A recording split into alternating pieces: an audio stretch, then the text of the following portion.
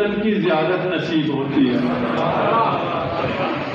تم اگر چاہو جنت میں جانا تو ایک مرحلہ ہے، ایک جان کرنی ہے، اگر جان نکل جائے اور آخری مرحلہ آئے تم ہماری زیارت کرو گے، تم جنت میں پہنچو گے۔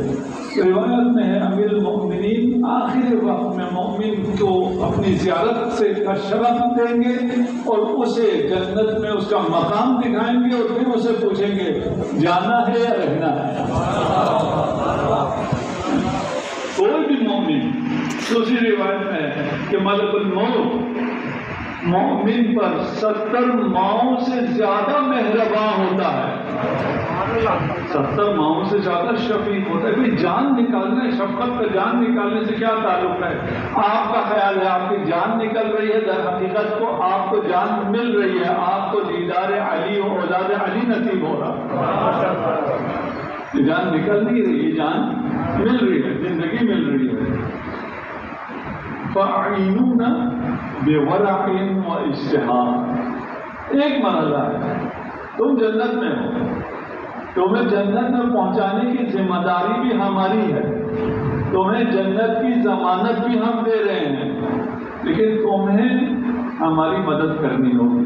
فَأَعِينُونَ، آپ ہماری مدد کریں کہ ہم آپ کو جنت پہنچا سکیں۔ مولا کیسے ہم آپ کی مدد کر سکتے ہیں؟ بِوَرَعٍ وَاجْتِهَادٍ، پرہیزگاری سے اور سعی کوشش سے۔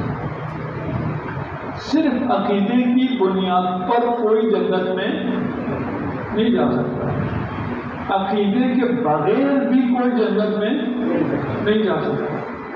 یہ ممکن نہیں ہے کسی کو جنت نصیب ہو اور اس کے دل میں علی کی محبت نہ ہو، یہ ممکن نہیں ہے۔ لیکن یہ بھی ممکن نہیں ہے کہ کسی کے دل میں علی کی محبت ہو اور وہ علی کے نقش قدم پہ نہ چلے۔ یہ کیسے ممکن ہے کہ اس کے دل میں محبت تو ہے لیکن وہ علی کے نقش قدم پر نہ چلے؟ تم ہماری مدد کرو۔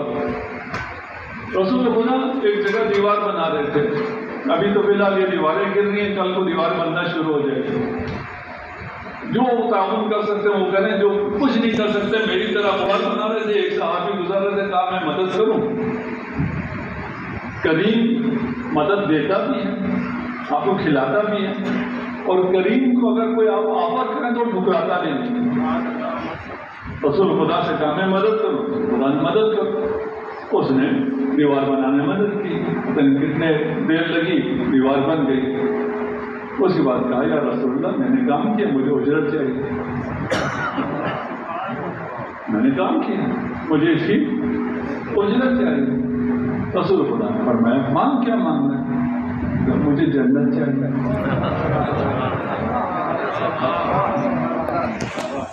یہ آپ کو سکھا رہے ہیں، یہ حدیث سکھا رہی ہے مانگو، اور کیا مانگنا ہے؟ مجھے جنت چاہیے۔ رسول خدا نے توقع فرمایا، کچھ لمحوں کے لیے خاموش ہو گئے۔ ابھی کچھ لمحوں کی خاموشی میں رسول خدا کہاں گئے وہ خدا جانتا ہے، خدا سے کیا اذن لیا وہ خدا کو معلوم ہے۔ کہا ٹھیک ہے میں تمہیں جنت کی ضمانت دیتا ہوں، تمہیں جنت ملے گی، تمہیں اجرت ملے گی، لیکن اعینونی بطول السجود، اپنے سجدوں کو لمبا کر کے میری مدد کرو۔ یہاں امام آپ سے مدد مانگ رہے ہیں، اعینونا، ہماری مدد کرو۔ کس کے لیے مدد چاہیے؟ خود آپ کے لیے مدد چاہیے، آپ کو پہنچانا ہے جنت تک، یہ ضمانت ہے، ہر شیعہ کے لیے ضمانت ہے کہ تمہیں جنت تک میں پہنچاؤں گا، اور انشاءاللہ معصومین کے ساتھ ہم جنت میں وارد ہوں گے، لوائے حمد کا پھریرا ہوگا اور جنت میں ہم جائیں گے، لیکن امام کی مدد، ورع اور اجتہاد، کوشش کیے بغیر، عمل کے بغیر۔ اور ہمارا عمل میں کیا عمل ہے؟ ہم جو عمل کریں گے وہ کیا عمل ہے؟ ہم نماز جو پڑھیں وہ کیا نماز ہے؟ ہماری نماز کہاں ہے اور امام زین العابدین کی نماز کہاں ہے؟ ایک شخص نے دیکھا امام نماز میں تھے، امام کی رضا گر گئی، اس نے بعد میں کہا امام آپ نماز پڑھ رہے تھے، نماز میں آواز دینا مستحب ہے، آپ کی رضا گر گئی تھی۔ امام نے فرمایا وہ نماز ہی کیا ہے جس میں پتہ چل جائے کہ رضا دوش پر ہے یا گر گئی ہے۔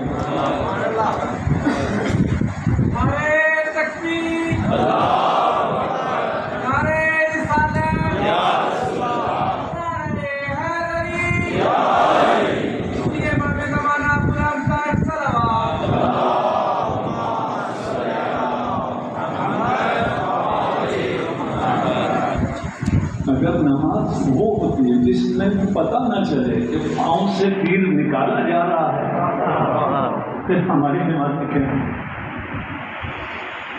ہمارا عمل کیا ہے؟ راوی نے پوچھا امام سے، اچھا اگر یہ نماز اسے کہتے ہیں تو ہم جو پڑھتے ہیں وہ کیا ہے؟ کہا کوئی بات نہیں، تم سے وہی نمازیں قبول، تم وہی نماز پڑھو جو تم پڑھ سکتے ہو، لیکن مستحبات کو ساتھ پڑھ کر تدارک کرو،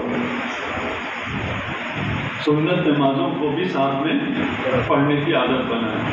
وَمَنْ يَأْتَمَّ مِنْكُمْ بِإِمَامٍ، اگر تم میں سے کوئی کسی امام کو فالو کرتا ہے فَلْيَعْمَلْ بِعَمَلِهِ، پھر اس کے پیچھے اس کے نقش قدم پر چلنا بھی ہوگا۔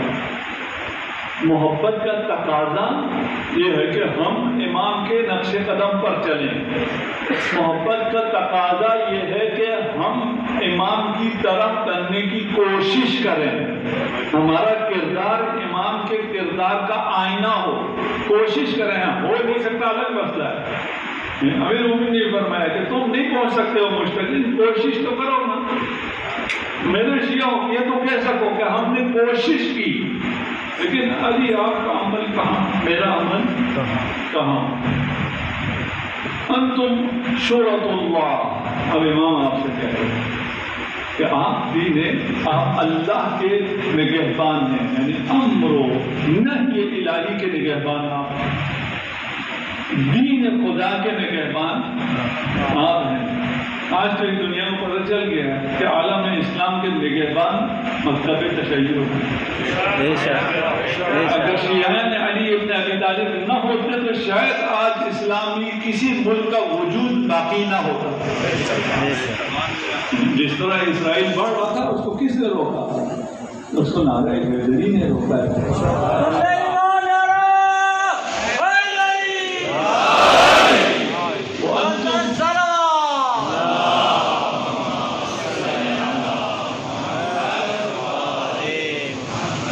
تم اعوان اللہ، تم اللہ کے اعوان ہو، انصار ہو۔